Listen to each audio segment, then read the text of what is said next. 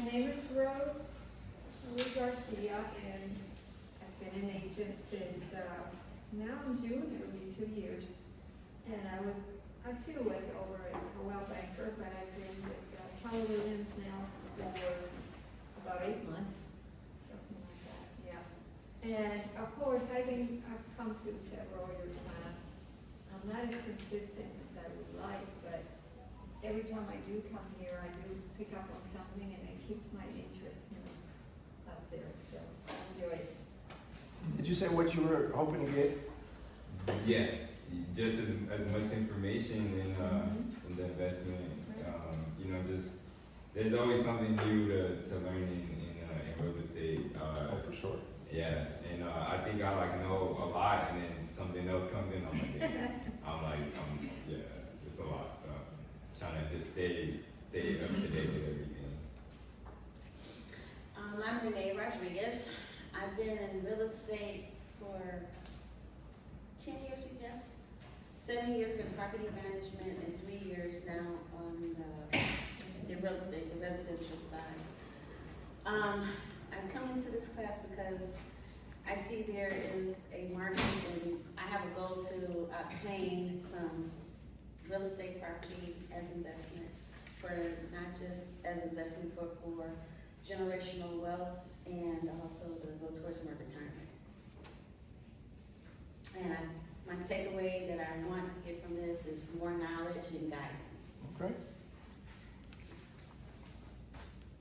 Who's next?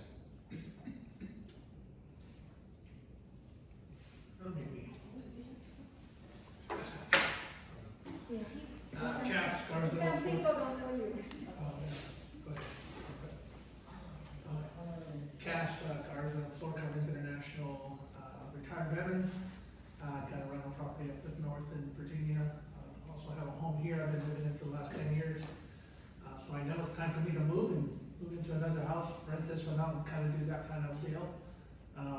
Looking to, supplement this investment into over making more than what I'm making now, right? So just trying to do that chain effect. I've been in this house too long. I know it's time to move. It's time to use my gear, and just don't get personal, right? Don't hook up, don't. No, it's not emotional. Yeah. Are you connected with somebody here? No, but I do have 2 nephews that are probably coming. They're gonna be rolling a little later. Okay. How'd you find this? I am partnered with Keller Williams, so I covered the sales training classes when you guys got it on, I think Wednesdays or something like this. Yeah. Okay. Yeah, so I was here last week, or this past week. Hi everyone, my name is Inez. I'm a wholesaler. I'm looking to get more experience when it comes to investment out of this class. Also, okay, Anthony, I have a house for you. Okay, but yes, I have started commercial real estate too. So fingers crossed, I can get it under contract. I have a few properties. I don't want to speak, I don't want to jinx it, but yes, fingers crossed. Y'all be the first ones that I tell. Good luck. My name is Ashley Ewert. I am a real estate investor. Ooh, look at you. I am not a licensed agent. I have no experience within real estate outside of working with Anthony past two years, year and a half now. Something like that. We're coming up on like a year, over a year now.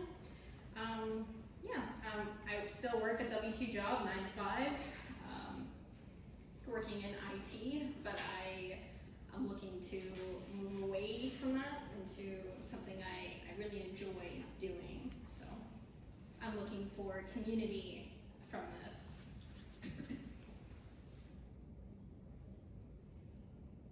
Cool.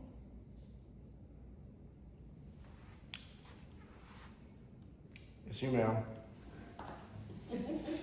Your turn. Hi. My name is Jackie Diaz. I'm a loan officer with Also Home Lending, also an investor. Anthony helped my husband and I repeat the use of his VA loan to help us get into our investment property. And why don't you tell everybody what you're doing with your investment property now? So we originally had it as a Airbnb, and we recently founded New Beginnings Estate, which is a facility for aged out foster kids. We are contracted through SJRC Belong. So we're working on contracting with other organizations within the state of Texas to be able to offer support and house the kiddos that are coming out of foster care that don't have the resources that they need to succeed.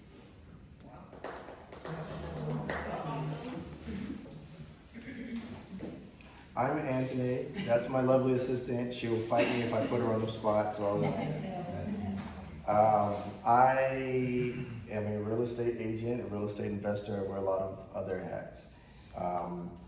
I started, the reason why I wanted to be intentional about putting something like this together is I didn't see it consistently anywhere. I also recognized I made a commitment with a lot of the things that I started doing and said, you know, a lot of this is hard. It's really hard by yourself. And so with the intent of helping and creating community, and also I realized that with real estate, there's a lot that you can do. In my journey, as I was just mentioning, you know, there's a lot of stuff you can do with a little bit of money. And I know that real estate sounds like this big, daunting, overwhelming. You got to have a whole bunch of money and a whole bunch of expertise and a whole bunch of, and I'm a former McDonald's guy that was just figuring things out, and it's a lot simpler. It can be a lot simpler. And one of the things that I realized, and there's, this week, it became very apparent to me, right? I have a house around the corner, and we had the bad rain. And in my house, it has like an addition, right? And so in the addition, this is the first time we had this amount of rain in this area over here. It had so much rain, and so I have a little area in my house that my chicken, she has her own space. And I got home from the gym, I go into that area, and there's dirt and water, it's all come in here, all the way through, the whole entire flooded floor is in there. And then so I'm looking at it and cleaning it up, doing all this stuff, but I'm going through the process and thinking, like, I have tools, I have resources, right? But I'm looking, as I'm cleaning this thing up, I recognize something like that, having water come into your house, like for most people, for a lot of people, having some of those situations, it could be enough to set you all the way back, right? And I'm looking at this and saying, especially if you're not building a moat around your family, like creating protection around your family at a higher level, I now realize, you know, this is the perfect Team Millionaire Club, right? And the intention is to help get you to create millionaires. I realize that as a millionaire, it doesn't mean that all of a sudden everything is life-changing and easy. There's still, you still have to go and grind and figure out things and figure out cash, and it's not what we thought it was 10, 15, 20 years ago, 30 years ago, depending on your age, 40 years ago. Right, and I think it is, I was telling my assistant, I think that it should be a bare minimum requirement to be thinking about getting to be a millionaire for your family's protection. Not for the glitz and the glamour and the cool lifestyle, for your family's protection. Because when I'm looking at, and I'm trying to look at trends, and I'm trying to, get a feel. A couple years ago, people who've been in real estate, you saw when the market went crazy, and homes under $250,000 almost disappeared, right? And anything under $250,000 hit the market, it was multiple offers, a bunch of cash over the asking price. It was crazy. And I'm looking at that and saying, is this what California felt like before it became it's crazy ridiculous, right? And now we're on the other side of it, to where it is now, the prices are settled, but the cost is high, right? And most people are still afraid because people don't recognize opportunities. I'm looking at that and saying, there's a lot of opportunities, that unlimited cash, because we know that things are going to settle, these are gonna go up. People need houses, places to stay, and especially if I can capture affordable homes and I can plant them, it could potentially be life-changing. I think that everybody should make that in standard expectation. Excuse me, we talked about, and so a little bit about this, the design and format. Initially, we had it was just real estate investing. All we were talking about was real estate investing, and I think I was boring people. I'm a fundamentalist, so I like the facts and the figures, I like to nerd out, but like not everybody likes that stuff. But I also realized that for becoming an investor, the hardest part is there's a mental shift. I think, yes, can I dream? Can I think about some of these things? Can I want to do it? Yes. I can have the attention, but it always feels like I promise you, you never feel like you have enough money to get started. It just, right? You want to wait for the perfect time, but there never feels like this is a perfect time to get started. It's usually messy, it's ugly, you just got to get out there anyways. But with this, my intention is not just to give information, it's to get you into activity. And I'm not selling any classes, I'm not making any money from this. Unless you guys decide to use me or send me some deals that I can do something with. I'm giving her a hard time. I have to give her a hard time because I'm gonna tell our origin story. Oh, here we go. So I went down to the courthouse and we're going and I have somebody, we're talking and looking at, what does it look like buying from the courthouse? And she's out there hustling. And I mean, she's hustling. And she's just taking rejection and she's just taking to the chin and she's going. And I'm looking at it and I'm like, dang, she's hustling. And I said, hey, I'm an investor. She's like, cool. I'm like,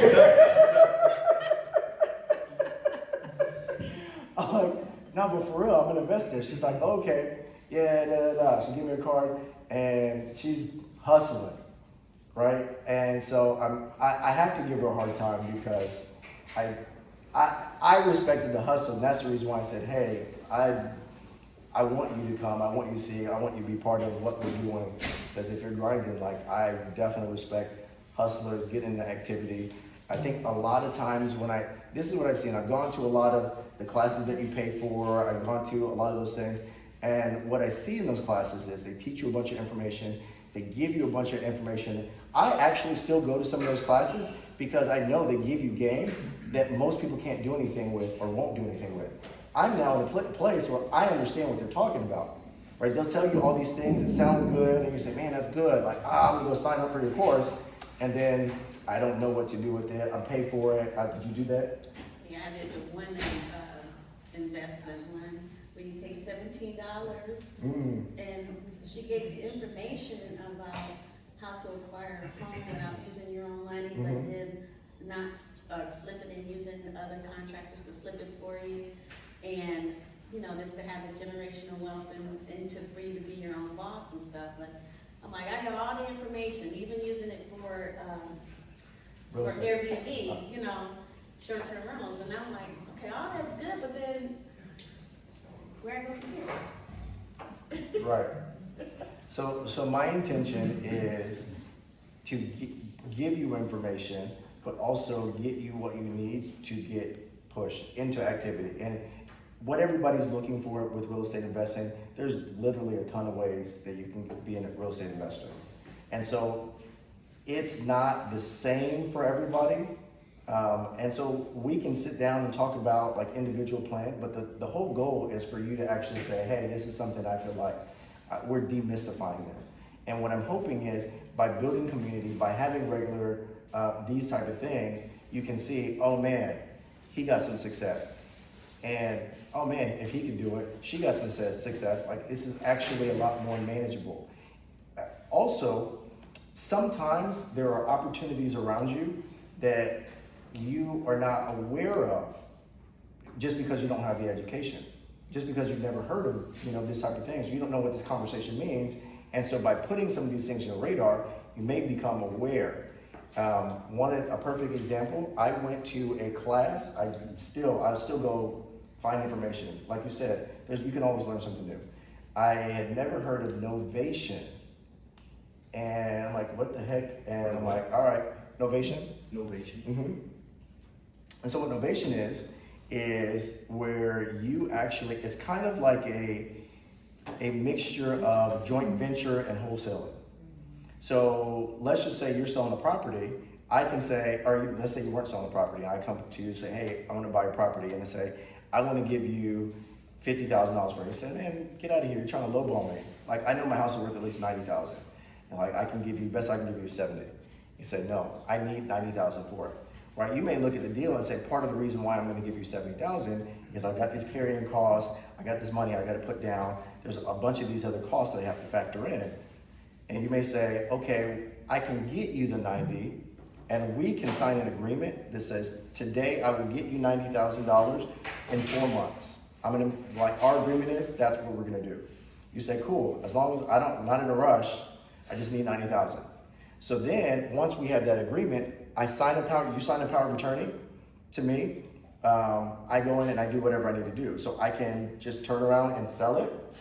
I can do repairs to it, right? If it needs to be fixed up, I can fix it up, and I can add whatever improvements to it, and I can sell it on the MLS because you give me power of attorney. I can sign all the stuff, do all the negotiations. I just need to come back to you when we get to the closing table.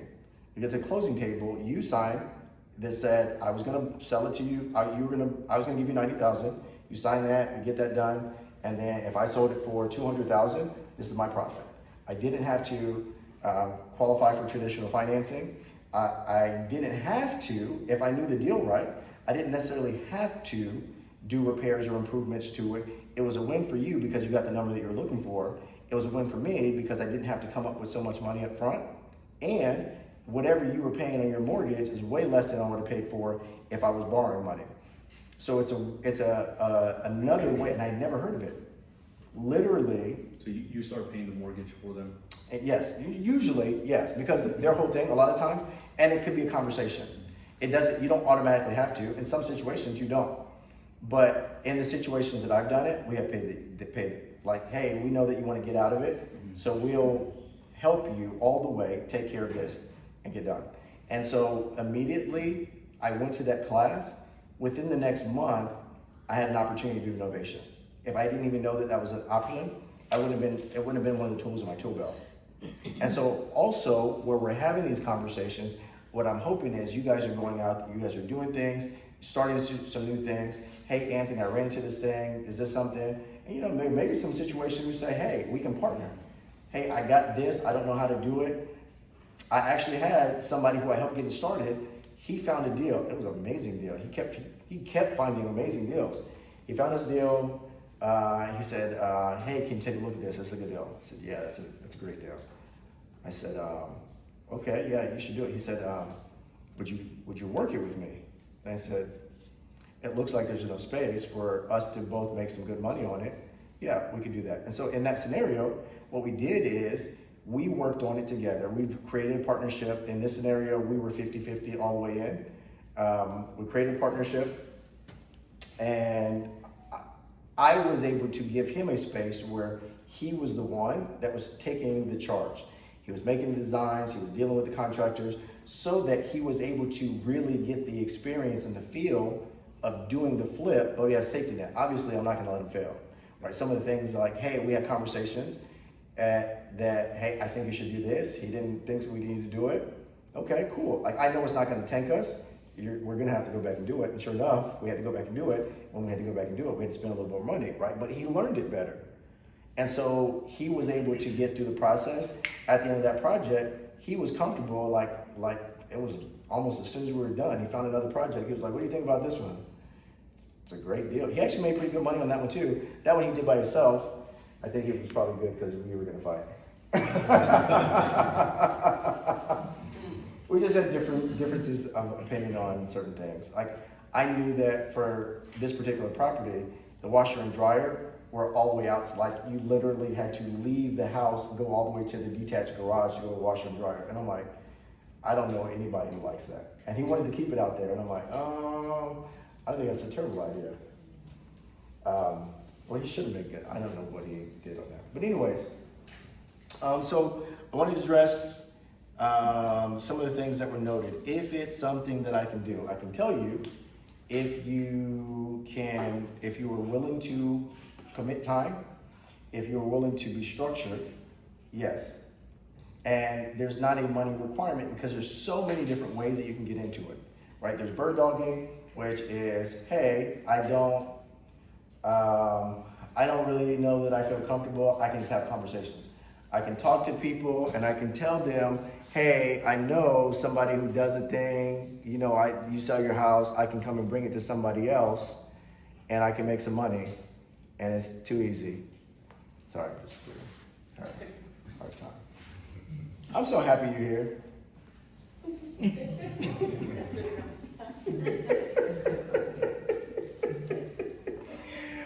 So they call that bird dogging, right? A lot of times investors will say, hey, if you bring me deals, $500 or $1,000 or something like that, if I can do something with it, right? I gotta be able to get it, close it, whatever like that. There's wholesaling, which it's kind of ironic because last time we talked about the fact of getting into activity, and you could literally make from that last month to this month, you could make $10,000, and he made $10,000 today, right? Wholesaling property. How much money do you have to put up? I think just earnings, How much earnest money you put in there? $10.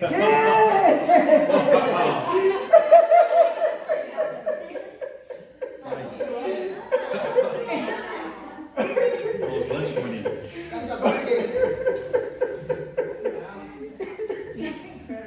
Right? I mean, well, it depends. I built the rapport with this real estate agent, and he, I gave him the reassurance. I already had it on the back end. I had a buy on the back end. They gave me the price they needed to be at. I was like, I'm closing. But typically it's like 1%. If you're going on like an MLS, if you're going direct to seller, you could probably get away. That's crazy. That's crazy. So the question of if it's something that I can do, yes, absolutely. That is literally the reason why we started having these conversations. I think a lot of times, especially there's quite a few people who are real estate agents, and one of the things that is not so amazing about as a real estate agent in this industry is there is no protection for your future. You do not have retirement or anything like that set up, provided that you're intentional about using your real estate. And I am actually kind of sad to see, I see agents that do a lot of stuff that never thought about real estate as an investor. They've been selling real estate 15, 20 years, never started thinking about investing, and they still have to sell real estate. Right. And so I hold a lot of my real estate. I had an epiphany a few years ago. I was flipping properties and making some good money after I figured out whatever. But I had an epiphany. Somebody talked to me, I'm hard-headed. I didn't listen, but then I sat down and I thought about it and I said, okay, let me listen.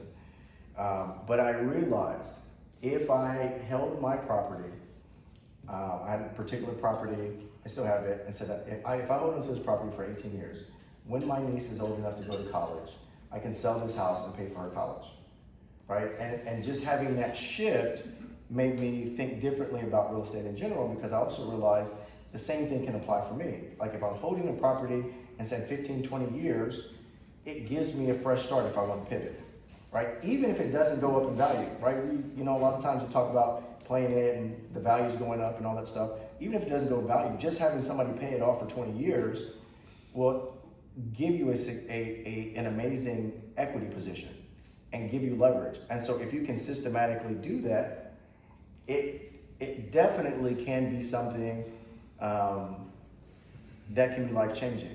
And so for most people, I recommend the easiest, simplest way to become a real estate investor is to buy a primary residence and then buy a new primary residence and rent out the old one. And the reason why I say that's the simplest way, everybody hates moving. It's just a thing. And Sylvia hates that I move like every year. But the simplest way, and your financing is easier if it's your primary residence. Your interest rate is better if it's your primary residence. Your down payment is better if it's your primary residence, right? So those are good financial reasons to buy a new house and rent out the old one. But this is the bigger thing. For most people, I mentioned earlier, there's a mental switch. And I can get all the way ready, I can have the cash, I can do this stuff, but realistically, buying a property to rent it out, does that sound scary? That sounds like a terrifying thing, right? Like, oh, you have to worry about all the things, what if it breaks, what if it, but does renting out my house sound that bad? It feels, it's the same thing. But renting out my house feels a lot more comfortable, right? I just feels like I know the little funny things that when the bathroom trips, oh, you just gotta go to the garage and reset it, and like, oh, and there's this one little light, you have to do this little funny thing, I know what it is, don't worry about it. It just feels a lot more manageable. And so mentally, becoming the investor, like which I mentioned, that's the harder part. It doesn't feel like such a big daunting task. Now, I'm an investor, right? I got a rental property. Now the mental switch starts to turn a little bit more, right? It becomes a little bit more, okay, I'm really an investor, right? Does it feel different now that you're renting a property? But I lived in that house for 7 years, and now that somebody's in it, I don't feel any different. I still feel like me. They have something go wrong, I know exactly where I need to go, where the closest Home Depot is to get it fixed. I already know who I'm gonna call to repair the AC if it goes out this summer. You know, like I know the house so well, like there's nothing they could bring to me that I wouldn't know how to handle already, because I've already done it, right? And she's not in real estate, right? I think it's just easier mentally to do it that way, right? And so, and it just feels a lot more digestible, right? It doesn't sound like this big scary thing, like I have to go and put all this money into it. And so that's why I also recommend for most people, like buy with intention. Sir, what did you say your name was? I know it was working with the flooring company. What's your name? Cass. Cass? Yeah, Cass. Cass. So Cass mentioned being in his house, having some, like probably having a good amount of equity, knowing that I probably should move. And I agree. And I think this is where the money is really made. You were kind of talking about something that, not making it an emotional thing. I think most of the time when people buy, sometimes there's ego involved, right? Especially if I feel like I'm late or I'm looking at what my friends have. I gotta keep up with, the Joneses, right? But if I'm buying with intention, I can buy a house and say, I know that this is a great school district. I know that this house is a great deal. Maybe it needs some paint, maybe it needs some flooring. I can do those things with intention while I'm living in the house, and I can force appreciation, right? Instead of buying a house for $300,000, I buy a house for $250,000 that's worth $300,000. Yes, I may have to give it some love, but now I got $50,000 worth of equity that I'm leveraging into. And how long does it take me to make $50,000 at my job? Right? I think a lot of times people won't look at it like that, like, oh, well, I gotta, it's gonna take me, but it takes me a good amount of time to make $50,000 at my job, but I can force appreciation by buying with intention and doing these things. I know this is something that eventually I'm gonna rent out.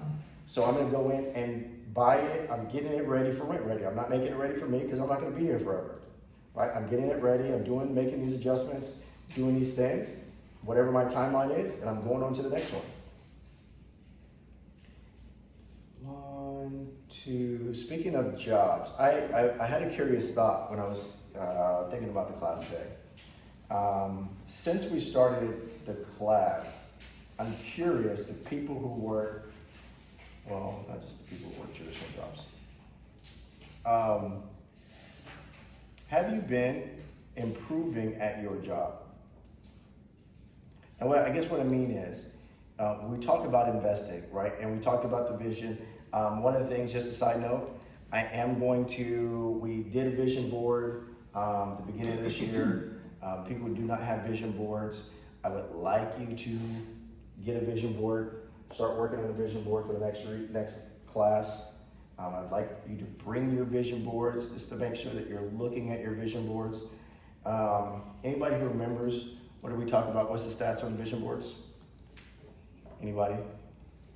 I remember us making it, that was fun. What percentage of people who write down their goals achieve it? Well, just make it simple. So we talked about 40% of people who write down their goals you're 40% more likely to achieve your goals. And if you have your goals written down with weekly accountability, you're 76% more likely to achieve your goals. And so that's the other part of the community. I'm hoping that there's some connections made where we feel comfortable to help each other, hold each other accountable. Like you may make some partnerships to say, hey, like I need to do this, for my family, for my future family, like let's go.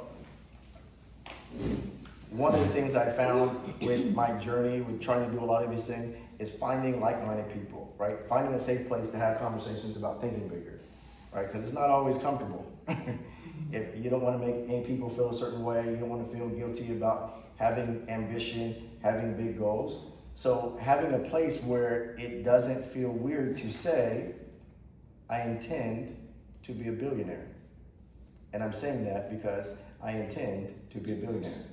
And this is different. This is different for me because this is something that I've typically kept private. I don't want, anybody, it feels uncomfortable, it's weird, I don't want anybody to feel a certain way. But I will be a billionaire.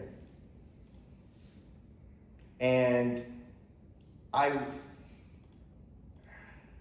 like the fact that it feels comfortable to say that here, and I want people to feel comfortable to be able to have those kind of conversations and have that kind of thinking because, as I mentioned, I really think it should be the expectation, at least millionaire, everybody in here.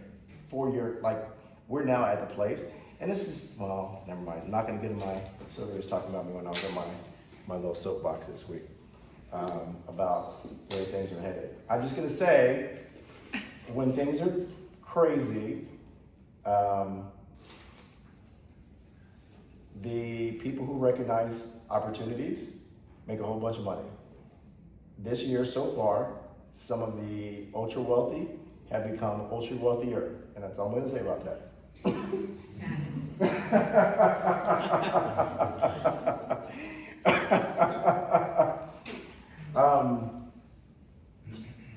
Vision board.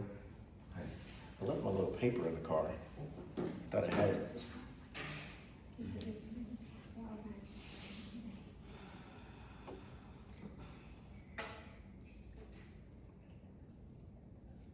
You're talking about general public or people that are in real estate investing, becoming wealthier?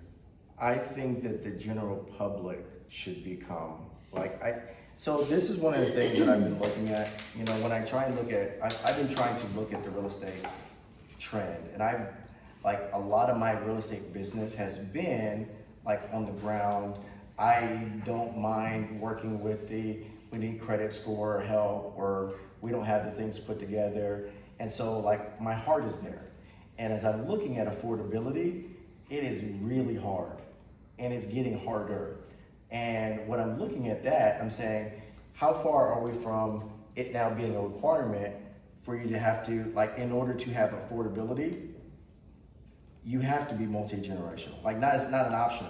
You need to be multi-generational in order to have it affordable, based on our wages compared to, the cost of things.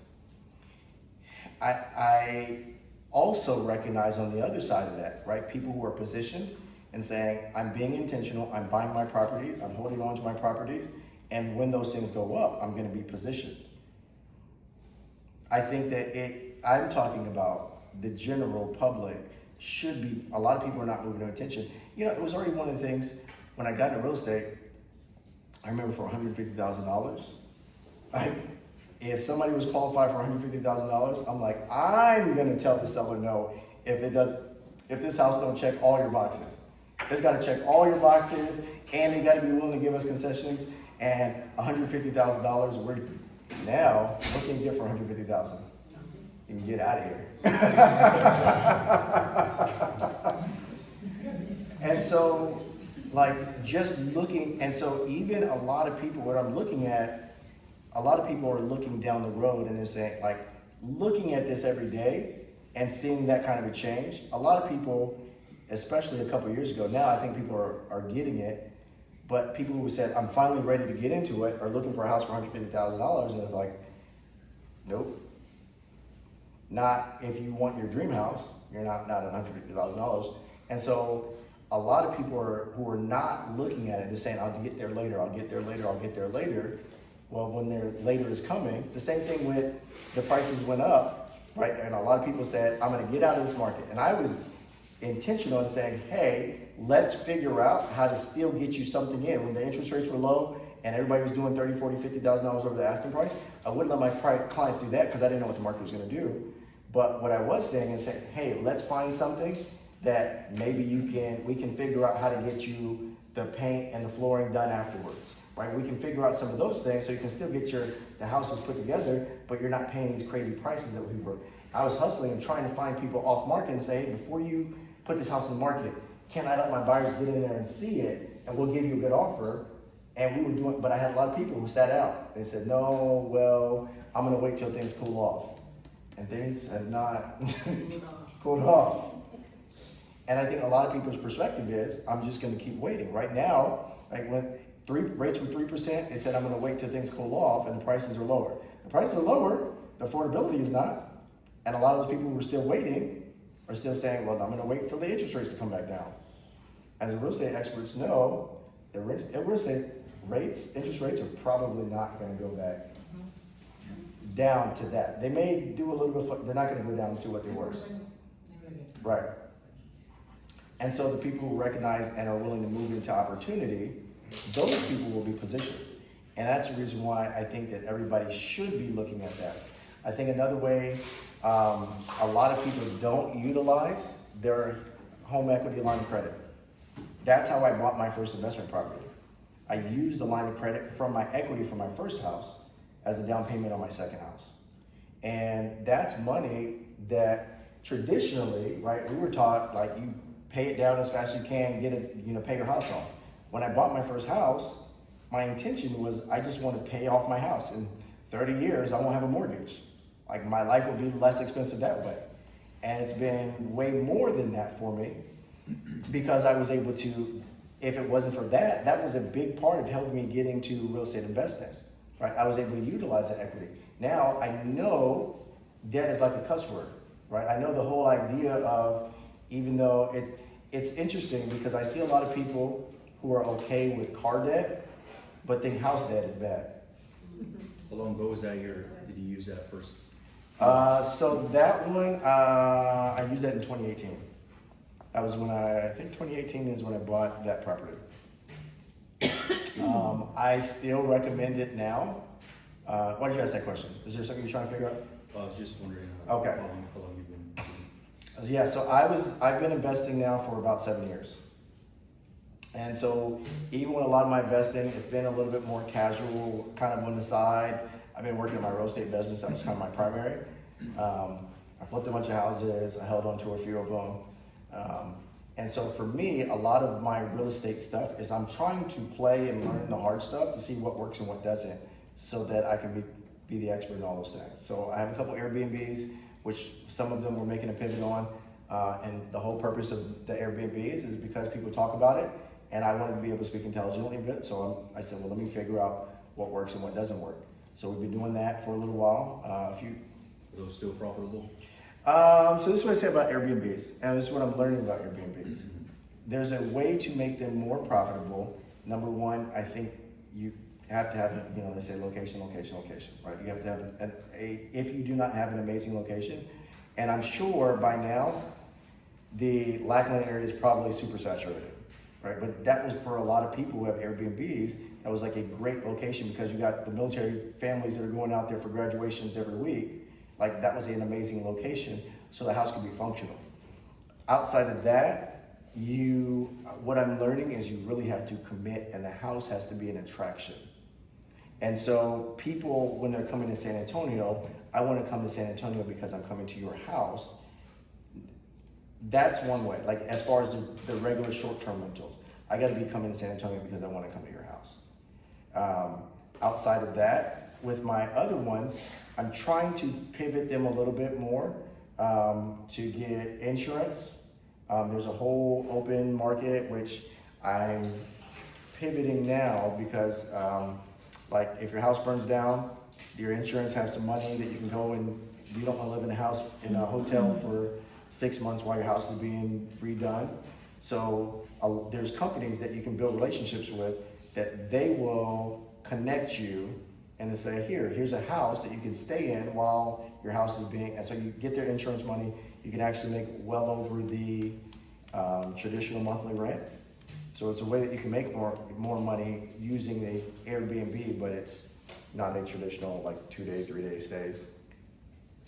One of the highest costs, and this is one of the ways to make it more affordable. For me, it's not as affordable, not as profitable because I'm not doing the cleanings myself. And so having to pay somebody else to do a clean every 2 days, I'm paying $150 for a cleaner, right? And so if I'm having to pay that every 2 days, that cuts, there's only so much you can charge without the house being a destination that people will actually say it's affordable, it makes sense for me to pay. So another way to make it more profitable is being able to control that. Like if I had a family member, if I was cleaning it myself, instantly I could make $3,000 more in profit. Right now it's profitable. And so that's where I think a lot of times when people give those information, like, oh, I'm making an Airbnb, I actually, somebody sent me, and I'm like, that looks like a mess. I had a friend that wanted me to call this guy in another state. The guy grossed $110,000 on his Airbnb. Do you know what his net was? $2,000. Oh my gosh. He is expensing. She sent me. He had $110,000 he was bringing in. He was spending $108,000. What are you doing?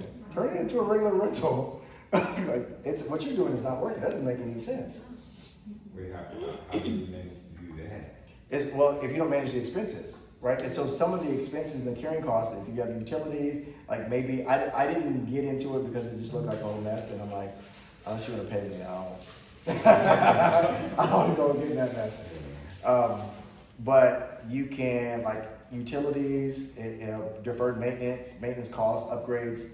If you don't have, so one of the things that we've done is we have a lot of structure, and a lot of things are surprisingly easy when you create the structure.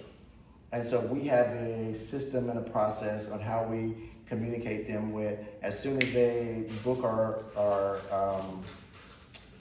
stay, either the same day or the next day, one of my team members will give them a call and say, hey, we're excited about your stay, blah, blah, blah, right? Then when they come, we send them a list, here's our house rules, here's what we're gonna charge you for if you're going to, so we're setting the expectation, setting the tone. We have clear communication. We try to make it like, I don't try and get on, like, I don't watch the cameras. If you still, so I'm sure some people have stuck some extra people in, I don't care enough. I can't watch it that closely. I just want you to have a good time because I understand that's the reason why, you're coming for an Airbnb compared to a regular hotel because I want the flexibility. Yeah, for some people, it's a way for me to have all my family at the same place, and it's probably more affordable than getting a hotel for each, of the kids and the other things. But a lot of people are looking for an experience. And so since I hadn't been really ready to make the commitment into fully thinking it out, then part of my experience is like, how can we create the atmosphere, the customer service part of it. You're working with investors? Do I work with them? Yes. Okay. Yes. I don't only work with investors, but I do work with investors. Okay, so you're an investor and you're also Mhm. So what my investors like is I protect them.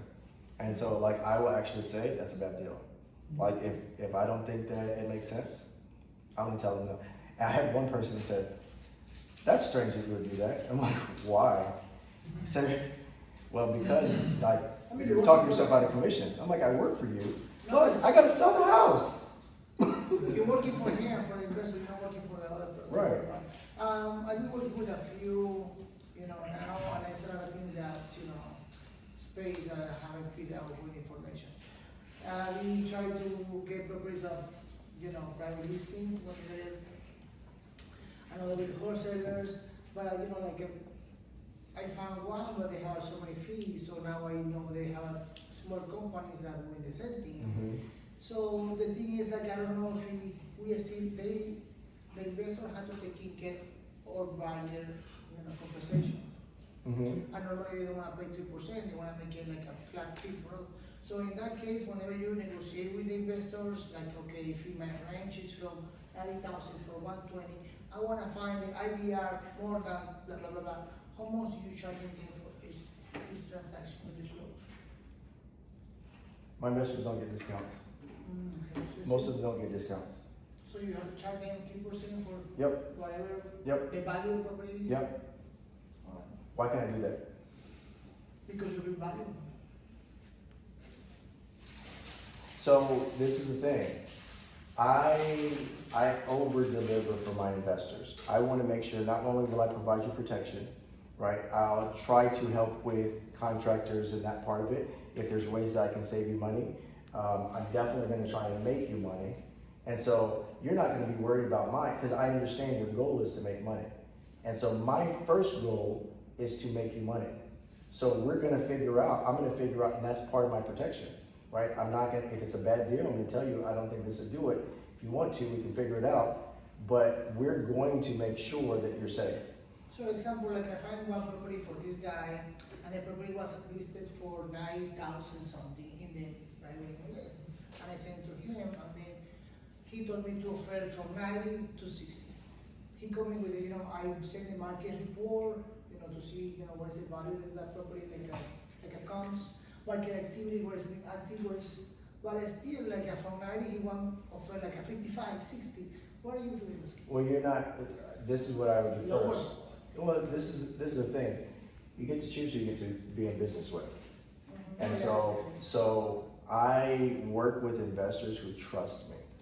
That's serious. He doesn't trust you, right? And he doesn't trust you more than he trusts himself, right? And so in that conversation, in that relationship, what you should probably be doing is figuring out what is he, making sure that he knows what you need and making sure that you're providing what he needs. Because if he understands, like, hey, I'm looking and I can figure out, here's some things that I'm actively doing to find and protect you. Here's some things that I'm doing to help you find the deal.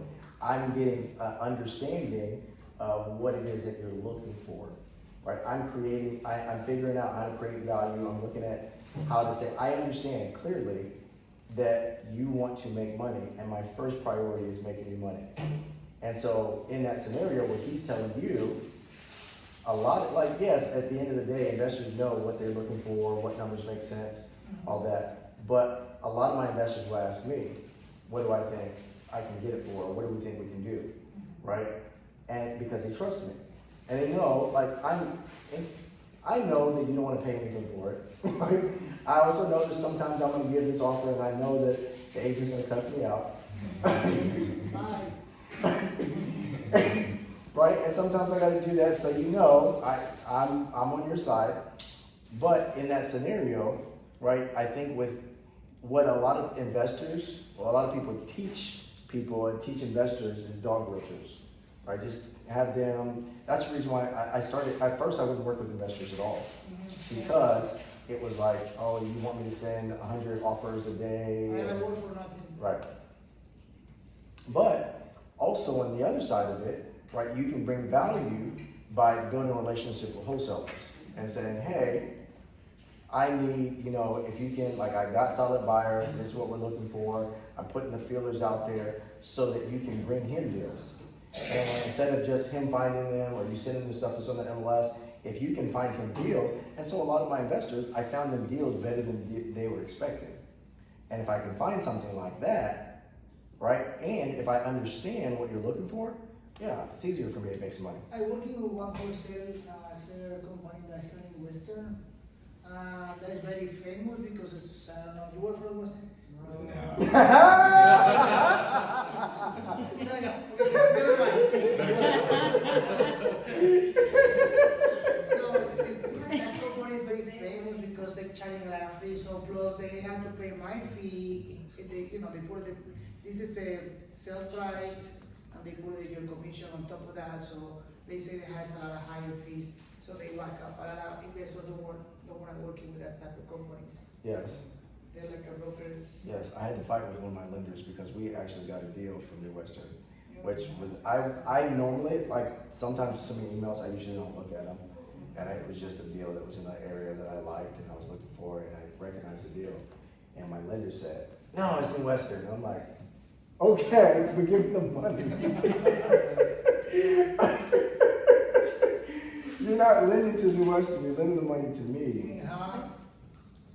Yeah, but they're not the only ones, right? And so I think definitely getting around that, building relationships, getting connected, right? Because could you also say, hey, are you looking to say, how else can I save you money, right? Do you help him with anything with the rehab in the project? No, at all. Not at all, right? Could you say, hey, I found a flooring guy. Oh, okay, I find the property, but like you mean the vendors, like you Right. You can send them, okay. No, so in my projects, a lot of times I get involved in that part of it too. Oh, okay, no. So I'll go in and I'll help find contractors. Sometimes I'll help manage the project. Okay.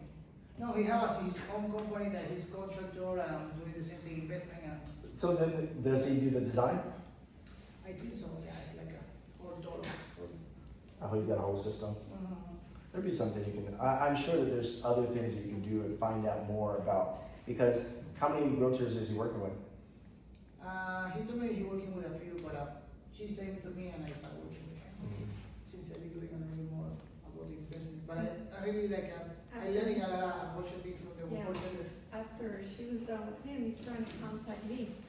Because I get tired Now. after a few months, I think, I He's need out of town, so I get into her and why is he trying to contact me, trying to pull the same thing? Yeah. Probably, it's not gonna work. Oh, I don't like. I've also tweeted Have you? Yeah, they got a big name. No, it's just that, well, in the office, we have one New Western lady that, like, if like, say, like, I can't find a buyer, we can't find a buyer, we'll, like, just wholesale it to her, cause she has, like, a pool. I don't know how they do it, I have no idea how. Varying people and properties.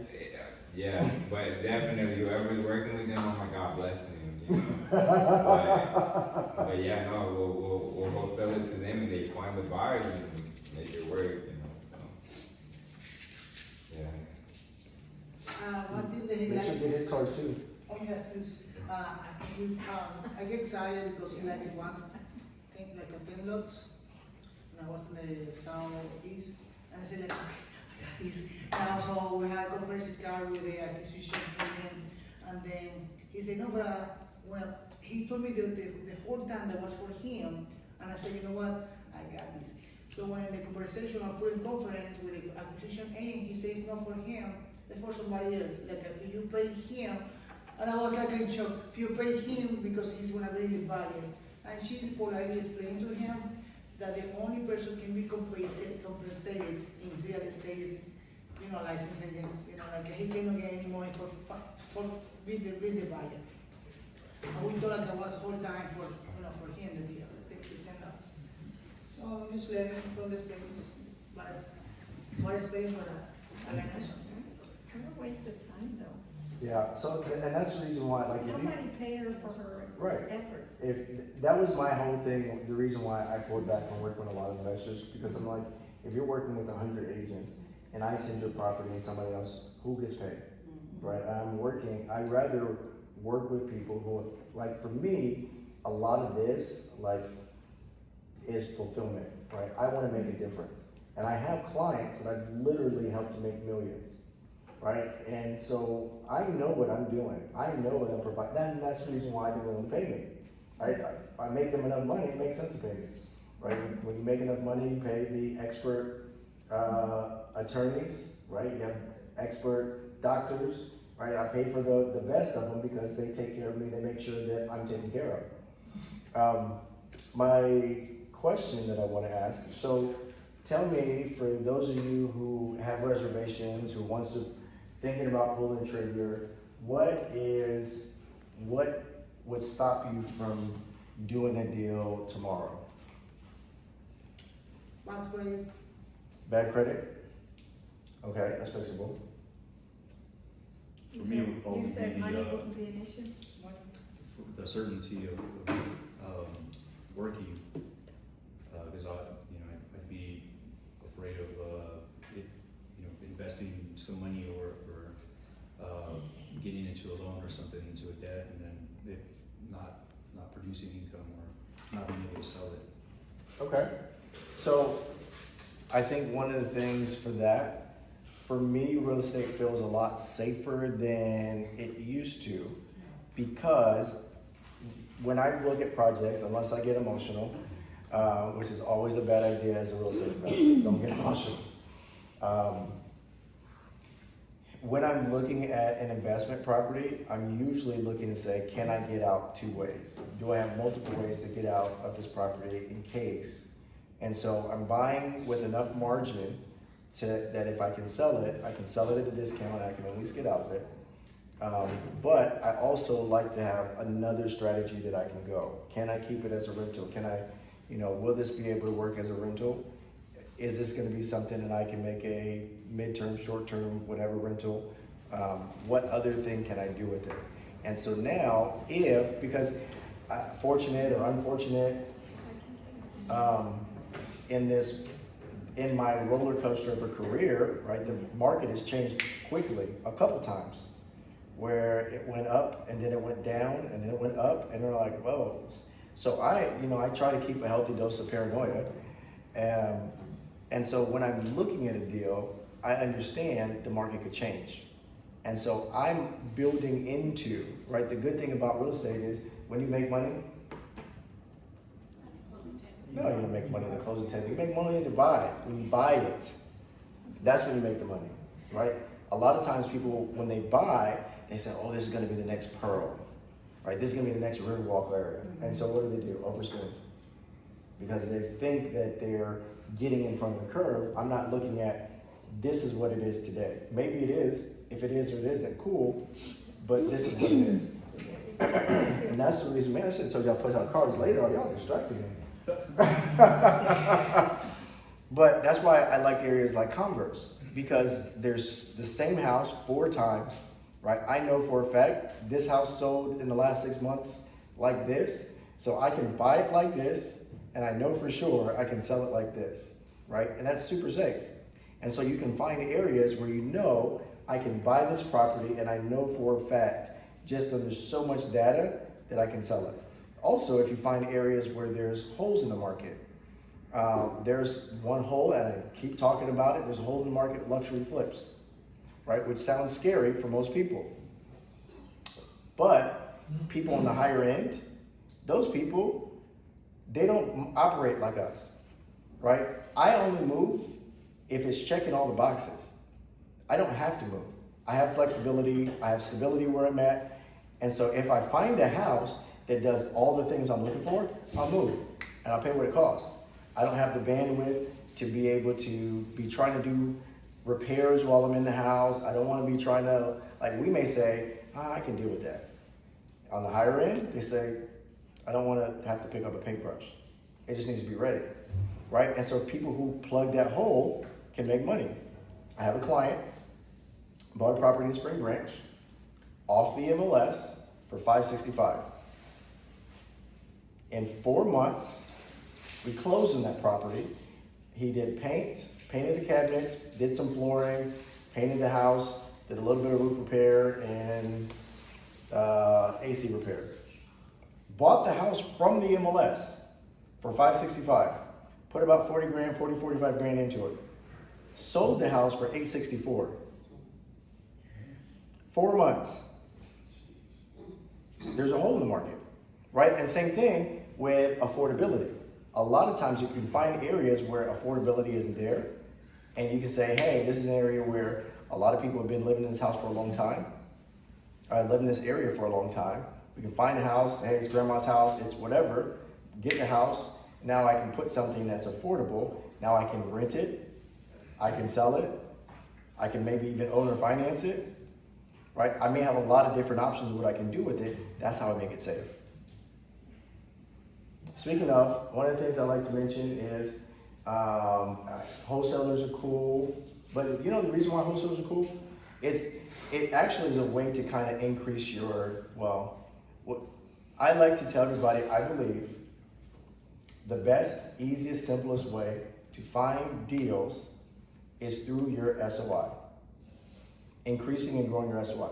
You would be surprised how many people around you don't want to adult anymore. I mean, have this real estate that I don't want. I got it, I inherited it, I got into it, it was really more than what I realized it. I just want to get out of it. I don't even care to make money. I don't even care to, I don't want to fix it. I don't want to make another payment. I just want to be out of it. And a lot of those type of situations, you can get really creative. If you can provide the solution for what they're looking for, you can solve a bunch of problems. And so working with the wholesalers is growing your SOI, but I mean, your coworkers, right? There's a lot of people, even in real estate, I've helped real estate agents who I realized didn't really know very much, right? And I've helped them, and I actually had a real estate agent who I helped him flip his house because he was getting ready to sell it to Open Door. A real estate agent.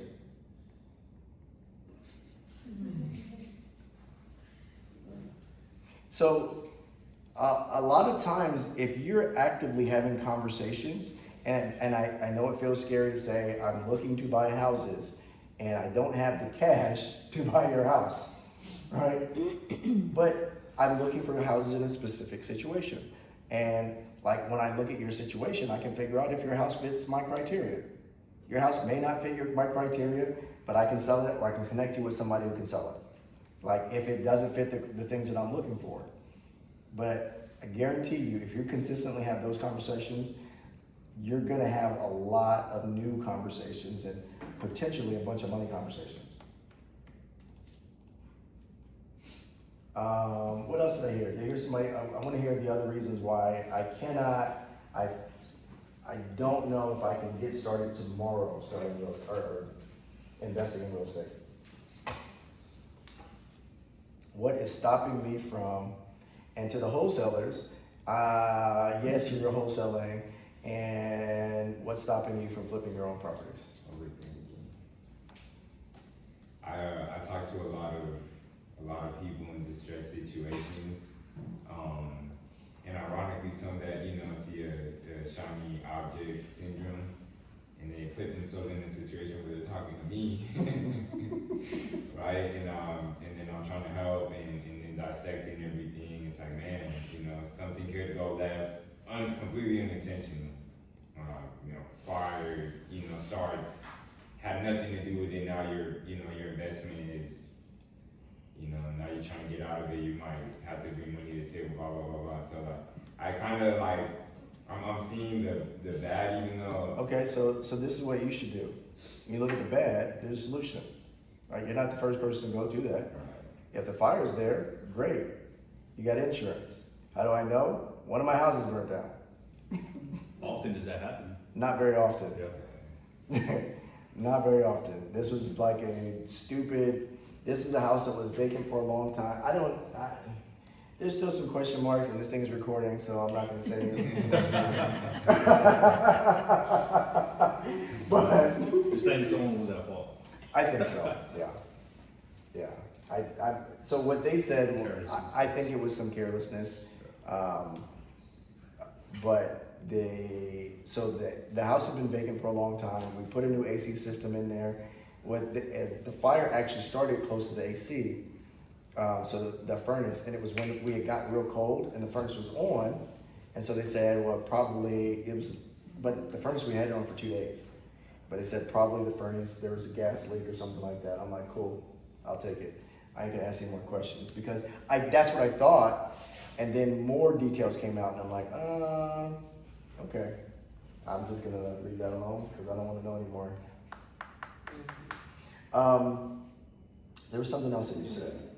You said fires, you said, Well, I just use that as an example. It's just like the overthinking, though, you know, because I do want to, you know, I feel like that's one of my goals. Like I told you, you know, I do want to jump in and start, you know, the flips and everything. I've had, you know, decent amount of success in wholesaling and just getting that information, building on my knowledge. So I want to try it, but it's just the overthinking. so have you taken the next step? The next step would be figuring out, okay, I have all these things that I'm worried about. Have you actually said, what does it actually look like if I were to do it? What kind of things do I need to have in place?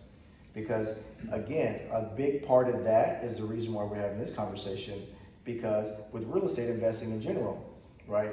It's just like, oh, you gotta have all this money and I don't have time to think about that until I got a bunch of money. But realistically, when you start to sit down and have conversations, as you know, with your $10 that you just turned to 10,000, you don't have to have a lot of money, right? But that's the reason why most people won't even entertain real estate investing conversations. The same thing, the same concept still applies. And with your investing, with going to the next level, it's now thinking about what's the next thing. Okay, I need to have contractors. And you may not be ready today, but it may be, I am now figuring out what things I need to get ready, right? And so now I'm starting, I can make it actionable. Maybe it still is a year or 2 years, right? In theory, but let me do the things that I can do that get me in place. When I got into real estate, I went to an investor class, one of those Dan Merrill, Flip Your House or whatever classes, and I literally didn't know anything about real estate.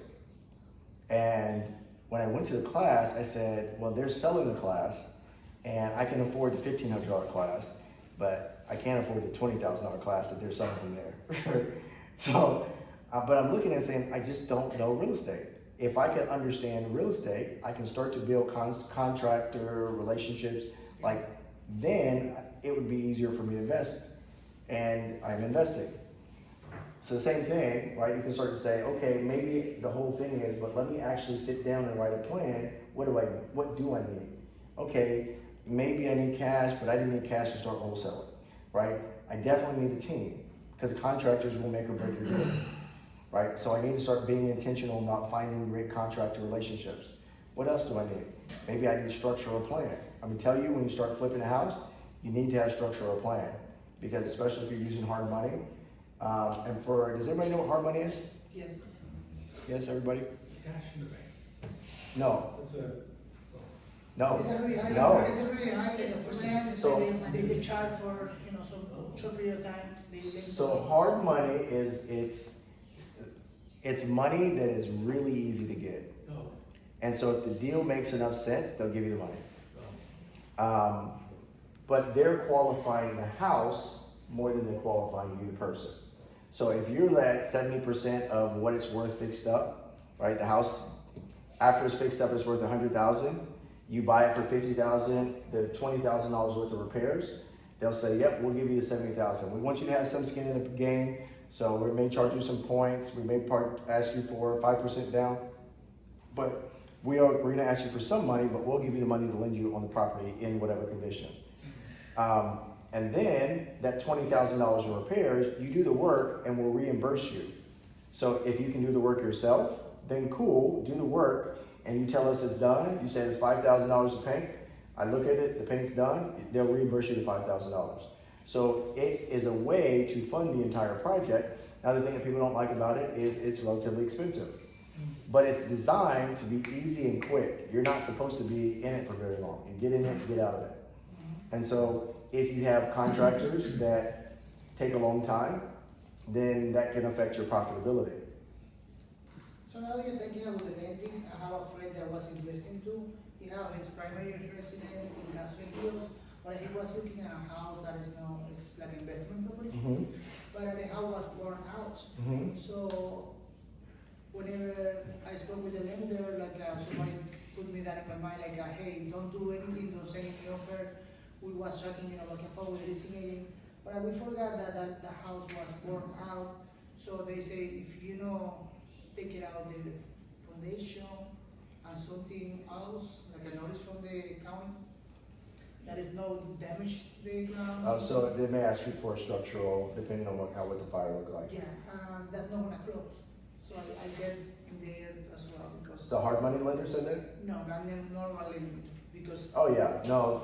So normal lending, they don't like risk.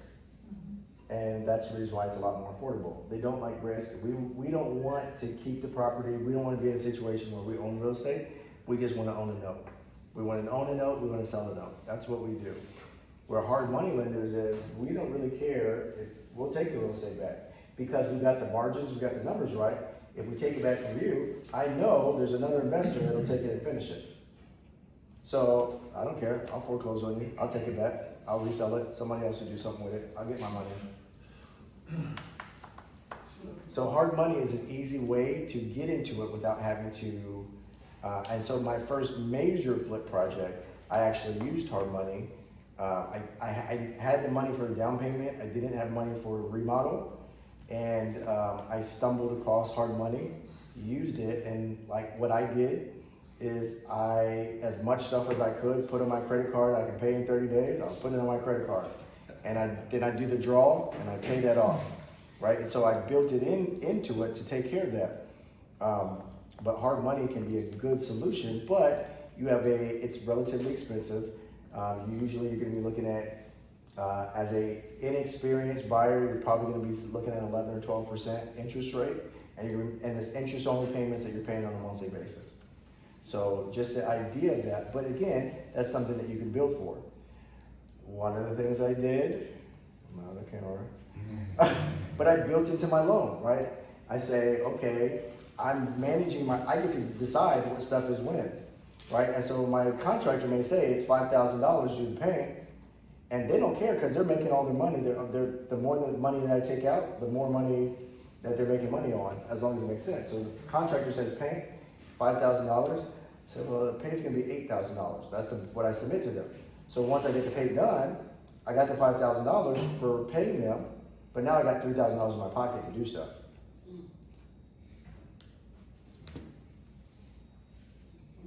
So what other excuses can we get rid of?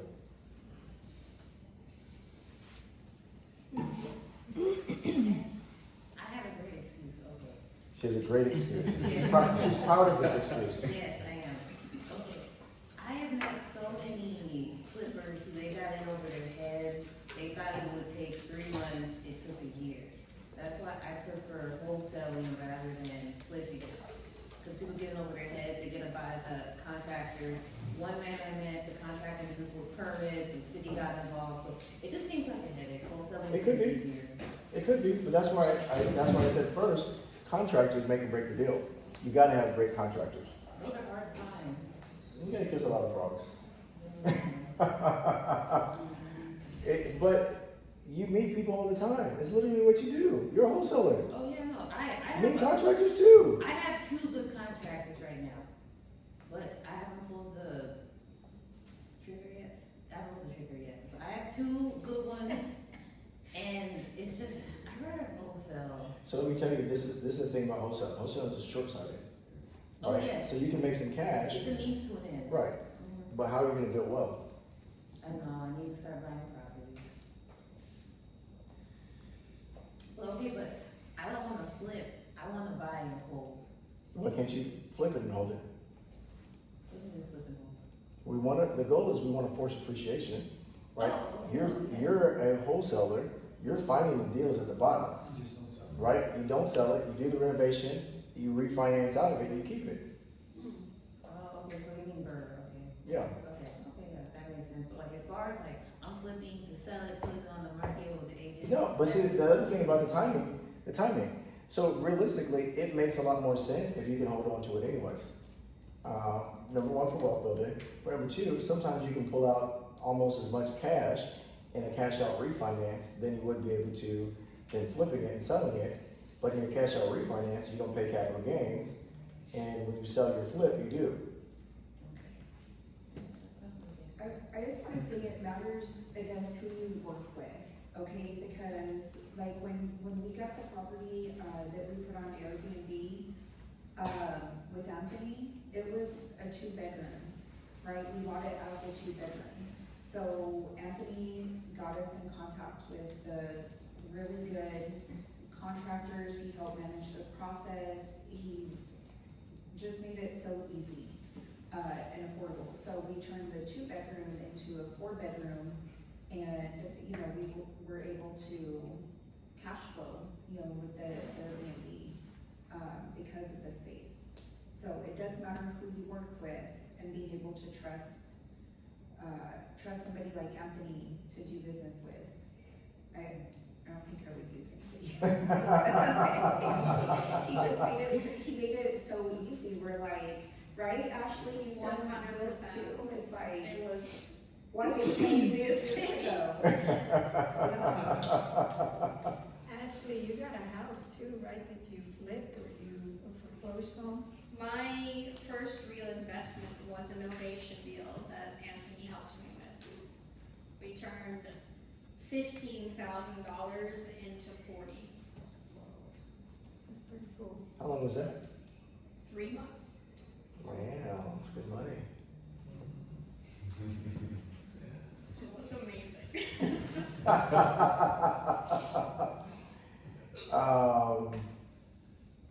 So tell me more about your great excuse.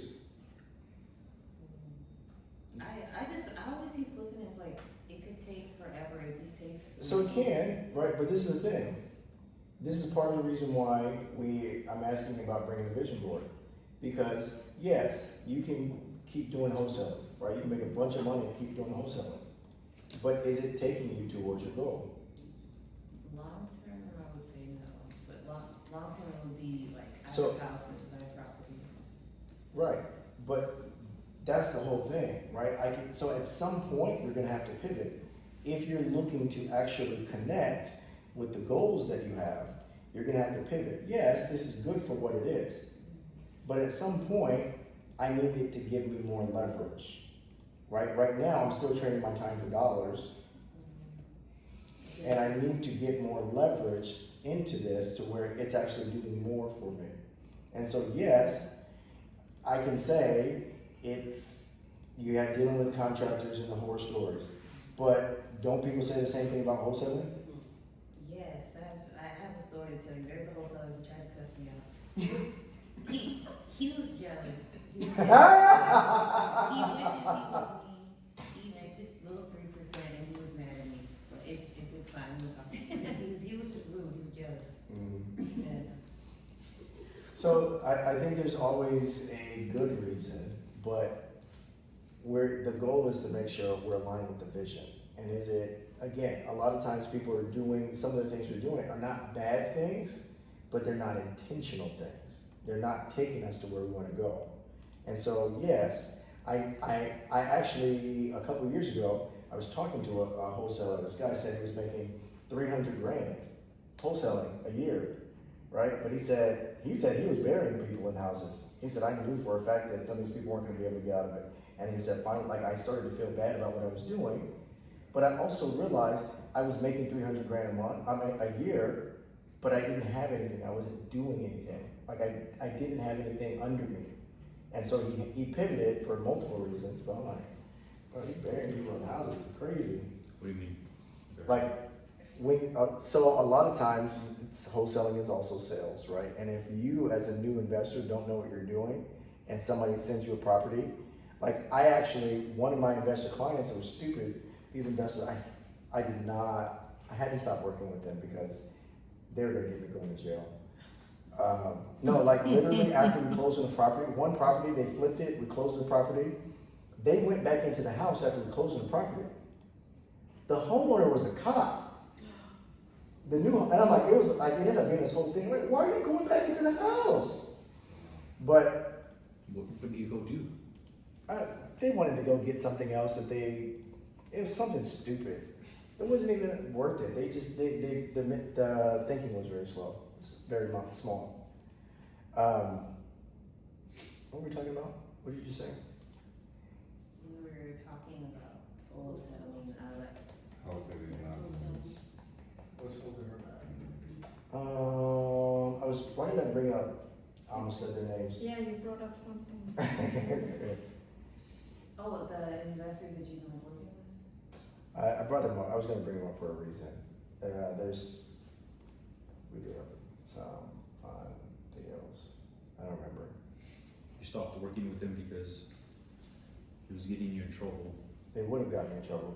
That's actually part of the reason how I learned, because I was working with them, and that's actually how I started to become familiar with hard money, because I realized very quickly that they didn't have money and they were investing. And so what I learned was they were also being terrible with this. So they were borrowing the money for the down payment and paying a crazy interest rate. And so we found a deal for them, they did the deal, I found another deal for them, and then while they were searching the second one, I found another deal for them.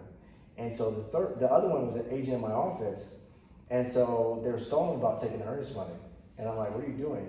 And they're like, oh, we'll just get us more time. And I'm like, why aren't you? And because I was new and hungry and naive, and I didn't think it all the way through the end, but they got in there, we're under contract, they're stalling for more time for the earnest money, then finally they say, well, we're trying to get somebody to get them earnest money.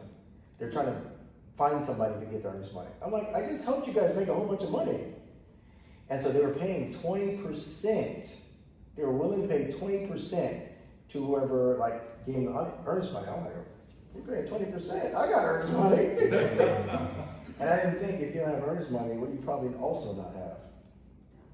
You don't have the money coming closing to you. So I've lost that. I didn't make 20%.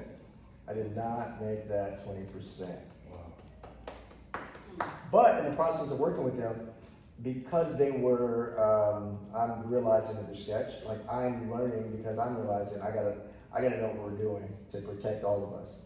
So that's actually how I started learning more about how the hard money worked. I didn't use it at the time, but that's actually how I got more familiar with it. Man, there was something else I was tell about that. But You said something about burying people. Oh, how do you bury it? I know what I was gonna say. So I was working with them, and they went to go they were trying to work with anybody who would send them a deal. And somebody brought them a property, and the property, they said they were already getting ready to put it under contract. And they said, oh, it already has an appraisal.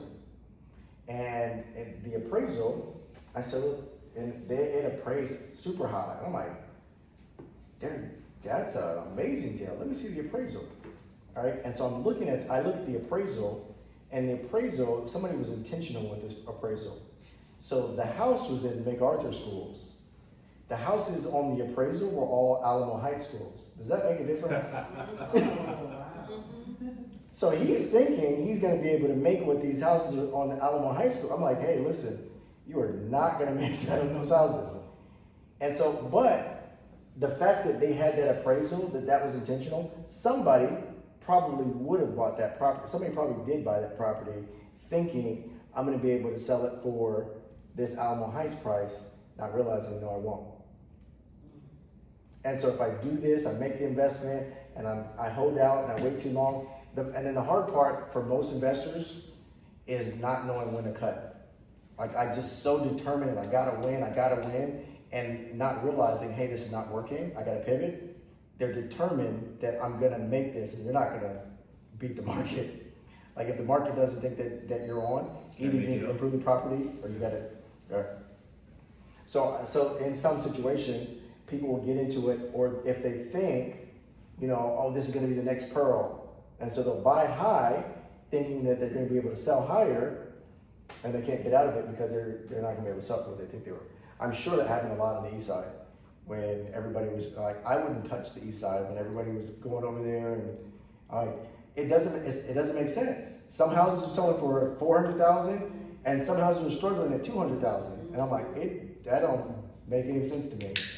I won't go over there at all. And so once one house sells for some crazy number, all the wholesalers are saying, look, here's your comp.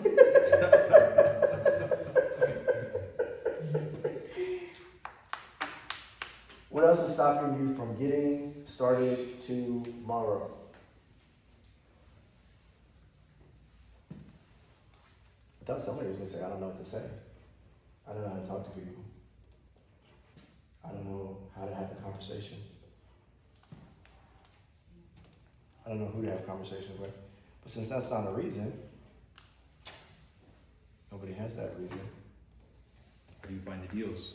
How do you find the deals? Number one, talk to people you know. I'm telling you, there's a lot of people around you that, especially now, and everybody's talking about the economy right now, there are people around you who have their real estate and think that their real estate is a burden.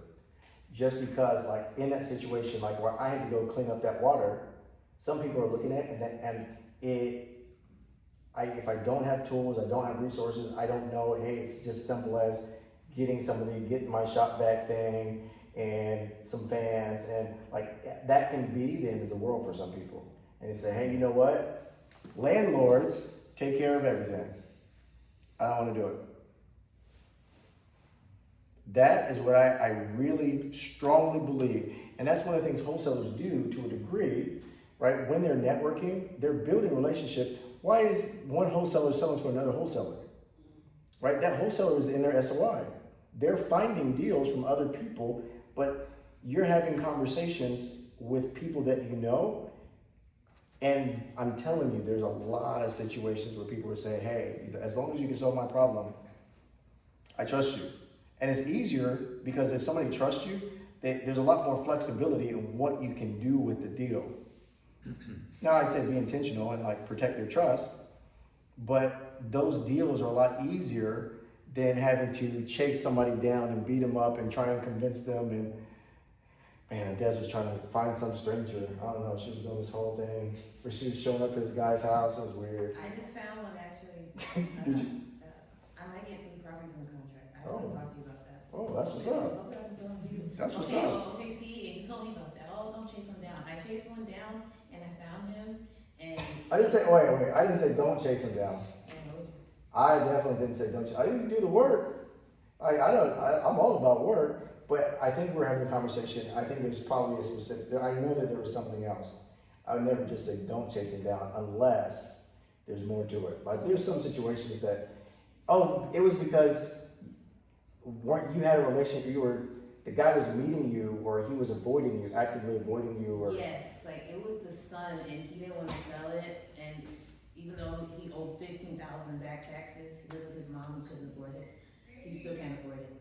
But he didn't want to sell it. It was his dad's house. It's literally a tear down, and like you told me just leave it alone. If he doesn't want to sell, just go move on to the next one. So okay, so that's scenario. Okay, but this other one I'm talking about, I drove to his house and I met him and his I guess his sons, and I was speaking to him, and I think some wholesalers might have forged his name.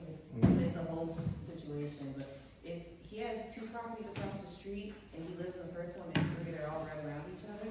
And he told me if I can oversell those 2, and he sold me his house. So that's 3 houses. Wow. Nice. So I actually have to talk to you about that because I don't like stepping on people's toes, but these wholesalers, I think that they might have forged his name.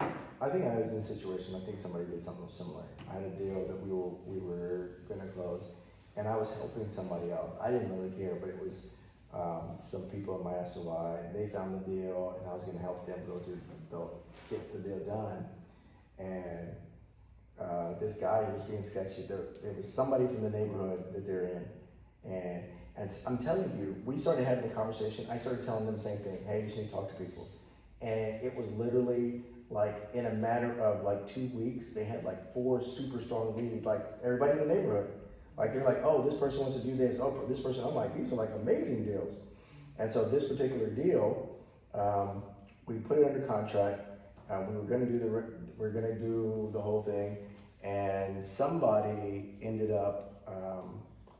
The guy kept going. He was trying to get more money from them, and he said there was one point where he called me because I was under contract with me, and he called me and he said something. Oh, well, I got this other person, and they're looking at the contract and saying the contract is bogus. And I'm like, what are you talking about? Like, no. Like, but he was trying to. I guess the conversation he was having with them was he was trying to get more money. And so he had showed the contract to somebody else, and I think they wrote a new contract and they executed it before ours. Right. So it ended up being, so this guy, what he did was we actually went all the way to closing.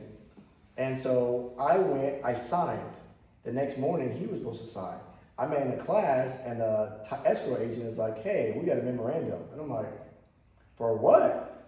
And so then they said, another title company said that they had the deal.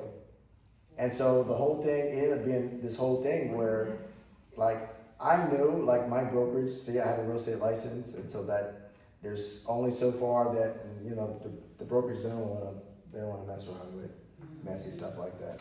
So I'm like, hey, I'm gonna have to probably get out of this because it was too messy. It was gonna end up being messy. But I don't know if he thought that he was gonna be able to close both transactions or if he was trying to play us. But he had a contract. They had cash at the other title company too. He was closing both of them. But I think the difference was in our scenario, he kept saying that he wanted to get, so our offer was higher, but we said, hey, if they say child support, you gotta take care of child support, you gotta take care of child support. And the other person said, we can get around the child support. And I'm like, how are they gonna get around? And they did. Somehow the title company they closed with did, and it was like $30,000 worth of child support. And I'm like, wow, that's crazy. Nice to know.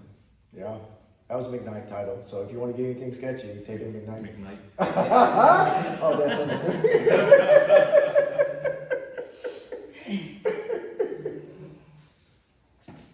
What else is stopping you from getting started tomorrow? So how do you How much time and effort do you need, like, for Good question. for the casual person? So I think that really, usually people have that conversation with me and say it depends. Because it depends on, like, everybody's scenario. Everybody got a different set of cards, right? If I have more money, it's easier for me to do it with less time. If I have less time and I don't have, you know, money that I may have money, but for real estate, like this is investing and I want to be intentional and not put too much into it, then I would say also you can be intentional, right? I think a lot of you can make up the time that it takes if you're intentional. I can focus my energy, I can say, what specifically am I going to do? Most of the time when people start doing it, they're just trying to shotgun. I'm doing everything. Anybody will send me a deal anywhere in the city, I'll go, I'll try and figure it out, right? You can be a lot more intentional and say, SOI, I'm going to focus on making sure that everybody that I work with, everybody I worship with, everybody that I go to the gym with, everybody knows that I'm looking to buy properties. And these are things, I'm already doing these things. So they don't cost me extra time, I just have to be more intentional, right? So everybody around me in all these different spaces knows that I'm doing this, and they know, like, I'm being able to be available, I'm explaining exactly what I need, I'm being clear of that, right? That doesn't require very much extra time. Also, right, I could say, I'm going to be intentional that I want to send out mailers. I want to send out mailers to foreclosures. I want to send out mailers to divorce. I want to go pull up on foreclosures, right? I can go look at 3 hours a day, I'm going to go look at expired homes or for sale by owners, right? I can be very intentional about going straight to those. But again, I think that for most people, focusing on the SOI, it is the balance. Sphere of influence. Sphere of influence. So that's all the people that you know. Like the people that you know, if you see them at HCD, you talk to them, like those type of people, making sure that all of those people, anybody, your barber, the kids PTA, like the mailman, like anybody that you deal with on the regular, people you go and watch football with or basketball or like anybody you deal with on the regular, making sure that they know that you're looking to buy properties. So after you say, let's say that somebody told me like, hey, I'm looking, I'm sending this, asking those questions, what do you do next? Great. So let's, so first I'm gonna ask you more questions. I'm gonna probe, right? Because I want to set up my future self. So I want to say, well, what are you looking for? Tell me more about the situation. What does a perfect scenario look like? Right? What are you looking to do? How quickly are you looking to get out of the house? Like, why is this house a problem? tell me about what kind of problems the house has, right? I'm gonna get as much information as I can, so then now I know how to navigate, right? And you may tell me, this house it's a house that I've been making a mortgage payment on for the last 2 years because my mom died, and I just, everybody says you're supposed to not get rid of the house, but I don't live in the state, I don't live in the city, and I've just been paying for this thing, and it's a burden to me, right? Now, I know exactly how to solve your problem. Because you told me, you just want to get out of it. So if I can provide you a solution and get you out of it, I know what kind of things I need to work on. I know how I need to prepare and present, right? Do you know how much you want for it? Do you have any idea what it's worth? If I'm having those kind of conversations with you, then I can say, okay, great, let's set up some time that I can go to the house, or let's figure out, give me the address, give me more information, if you have any pictures, but let me see when I can go check it out. And if it's not something great, hey, I have a buddy who's, you don't have to be the source, you can be the source of the source. I got a buddy who's great, he solves problems, especially sometimes when relationships are too close, they may think that you're gonna pay $10 million for it, right? You're like, I'm not gonna pay $10 million for it, so let me, hey, I got somebody else who can go through and look at it and really kind of explore and see what kind of options we can come up with.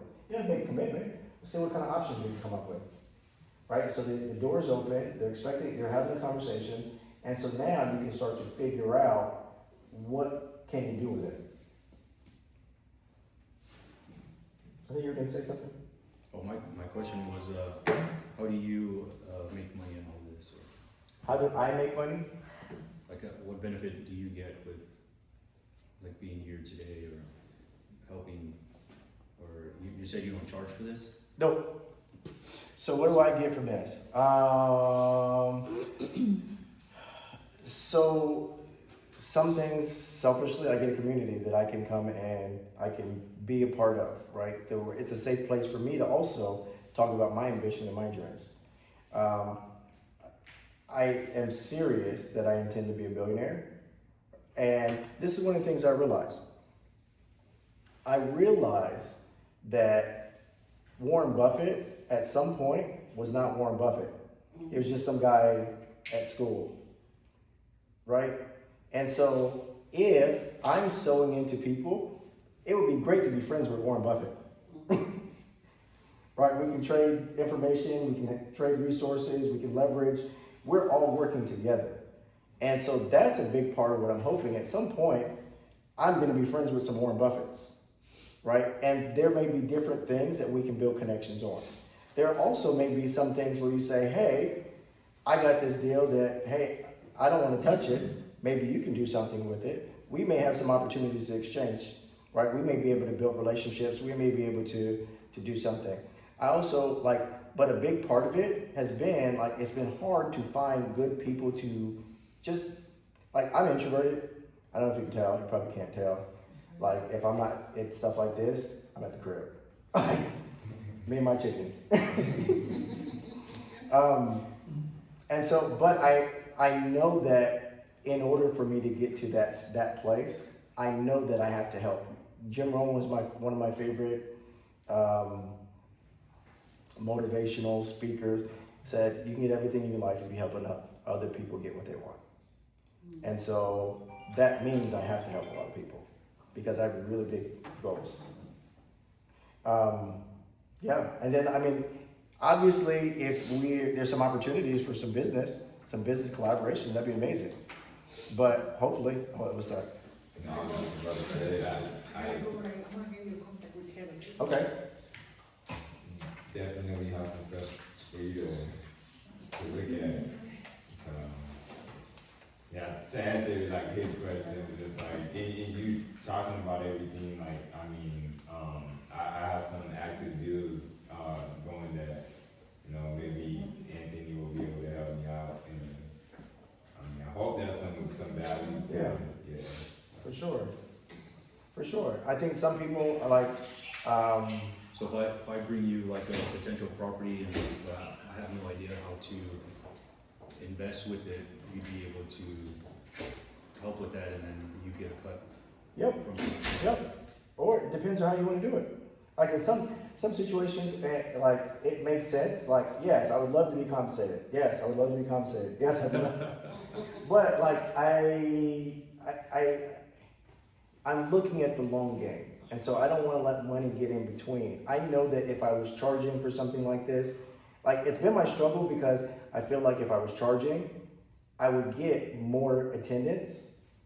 But I think the value, like, oh, I'm paying for this, I don't think that people would still get the same thing, right? And I also think that the barrier of entry would be, like, I'm trying to make sure that there's no barriers of entry. For me, I'm trying to do what I needed. And so for me, I wouldn't have paid for a class, but I definitely would have learned, and I definitely would have said, one of the things that I really need is help. Like, I've got really big goals, and I need help getting there. And so even if I wouldn't have been able to pay, like in a situation where I couldn't pay, I'm like, hey, what can I help you with? These are the skill sets that I have. If there's any of these other plugins, like I can help with this. And so, yes, naturally, there's some of that, right? Like hopefully with some of the things, there's a ton of things we're doing. And I didn't bring any of these magazines. Like we're doing, like, I'm slacking because I'm supposed to be starting a nonprofit already, but we've got scholarships that we're doing teacher incentives, and so right now, a lot of those things I've been funding myself. It would be a lot easier if I wasn't funding myself, but I don't have the connections that I should. I don't ask enough, right? But maybe somebody has some plugins to help, because a lot of that stuff is stuff that I really want to do at a larger scale. And so being able to have, hey, somebody else, hopefully I get connected with some of the people you guys know, right? There's some people, I don't do the networking thing like I should. I don't crave the small talk, and I don't know how to service relationships. I do value good connections. I do want to be around good people who are like-minded, who are trying to do something. And so then I said I couldn't find it, so I'm trying to create it.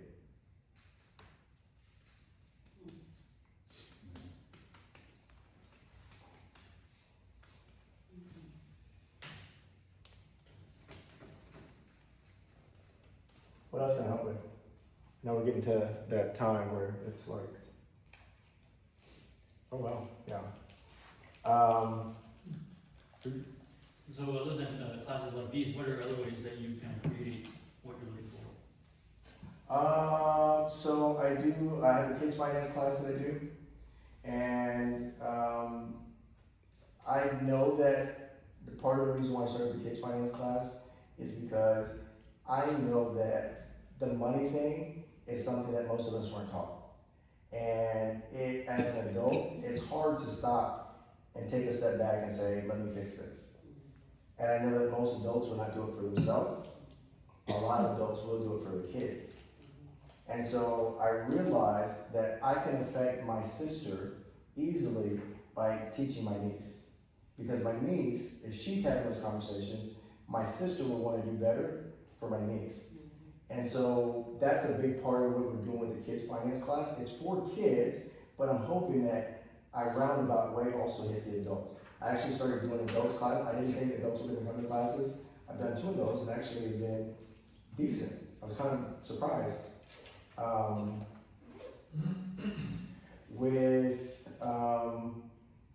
Same thing, so we're kind of been playing with this thing that we've been doing. We did contracting for a little while.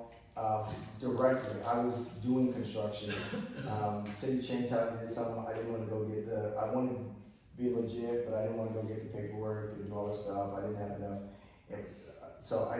But now I've been playing with being I understand a common problem that most people have is dealing with contractors. Now, I pretty much know how to deal with contractors. And so now we've been doing this thing where we're not charging anything for it right now. I'm realizing I probably should be charging for this, but where if a homeowner, one of our clients is dealing with a contractor, or we'll say, hey, we'll be the hub, we'll pay the contractor, we know how to deal with contractors, just give me the money, and we will take care of that, because that was one of those things that dealing with contractors sucks, and especially when you don't know the rules that the contractors right, when you say, the contractor's saying, oh, can you just give me some more money because my kids, and that's the game, they all do that, right? Like, that's the game, like, we don't listen to that. Like, get the job done and you get paid. Right? And so that's something that we say, hey, we will help facilitate that because that was something that was a pain point for me.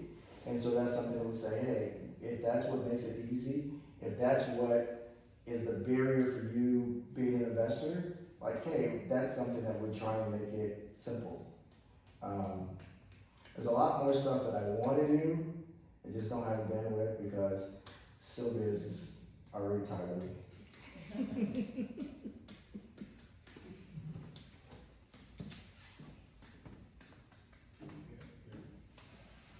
Cool. Well, if nobody else has anything else, I think we can call it. I want to say, is the thing in the link? Is the what in the link? The homework thing? Did we put that in there? It should be, yes. So there should be when you signed in, you should have gotten an email. And the email should have your commitment. Or I have a spot for you to go in and say, this is what I'm committing to do. And I would love for you to fill it out and say, this is what I'm committing to do towards the next step. And something that we can kind of hold accountable for, for you, but also we can look and say, did you do what you're supposed to do? Next time you come. Also, I would like again, to talk about the vision boards, because we're halfway into the year. And I know a lot of times we write the vision board, throw it in the corner, never look at it again. And I just want to make sure that we're realigned and making sure that we have clarity with the things that we're trying to do. Yes, sir. So if we don't have a vision board, do we have to Yep. create one? Yep. So this class meets every Thursday? Once a month. Mm-hmm. Oh, once a month. Once a month. You were gonna share something about the vision boards and the percentage of people that do use them, and, you did say. 76%. When you write your goals, it's easier to manifest them, something like that, I think you said. So it's the 40 if you look at them, 70 if you write it down. 64 if you share it with a friend, or you write it down and share it with a friend. 76 when you write it down, share it, and have weekly accountability. Is that for the vision board? That's your clear vision, not the vision board per se, but having clear vision and your goals. Also, if you want a book, maybe it's time. Think and Grow Rich, if you haven't. It's one of the books I listen to it again every year, and I always get something from it. I think that probably if you're needing a help with shift into mindset, it's a good book to help with mindset. Think and Grow Rich. I don't know who the author is. I should know. Napoleon Hill. Yeah. And they have it in audio, you can listen to it in the car, anywhere. All right. Thank you guys. Thank you. When is the next? The next one is. I have a whole magazine with it in there too.